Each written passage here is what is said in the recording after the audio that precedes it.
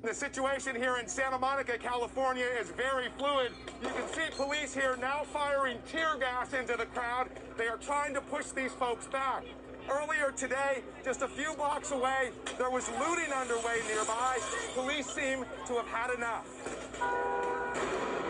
The nation erupted into scenes of chaos, violence, and widespread destruction into the early morning hours. Dozens of American cities up in flames after some protests turned into riots, often followed by looting as a nation simmering with unrest unraveled. How long can you be peaceful when your people are dying? In Los Angeles, hours before a curfew was ordered, the city became a war zone. After attempting to breach television studios, large groups torched police cruisers as officers fired back with rubber bullets. Before nightfall, the looting began. Department stores, jewelers, and high-end apparel shops trashed by unruly mobs. The mayor calling on the governor to dispatch the National Guard for the first time since the Rodney King riots in 1992. Strikingly similar scenes and issues of injustice, 28 years apart. We've seen this before in Los Angeles. When the violence escalates, no one wins.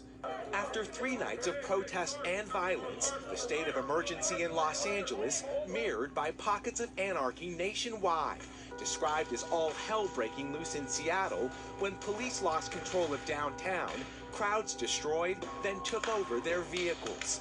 This video capturing one man removing a high-powered police rifle before a plainclothes security guard disarmed the man, clearing the magazine.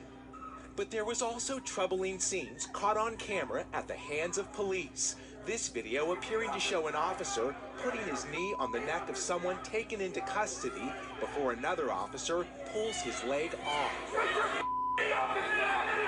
A shocking scene after the death of George Floyd, why so many poured into the streets.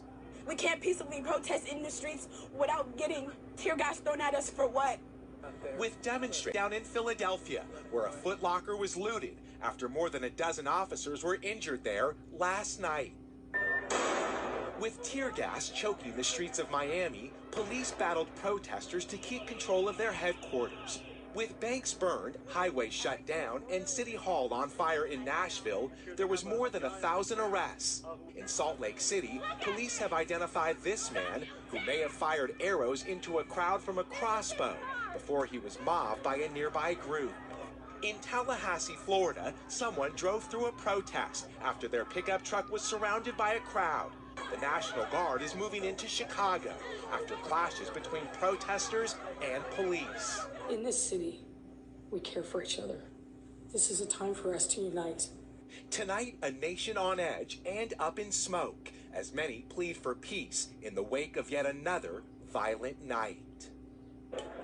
The cat and mouse game here in Santa Monica continues. You can see police are ready to move in on all these protesters again. The curfew starts in less than 30 minutes. Scenes like this are playing out all across the nation as the National Guard moves in.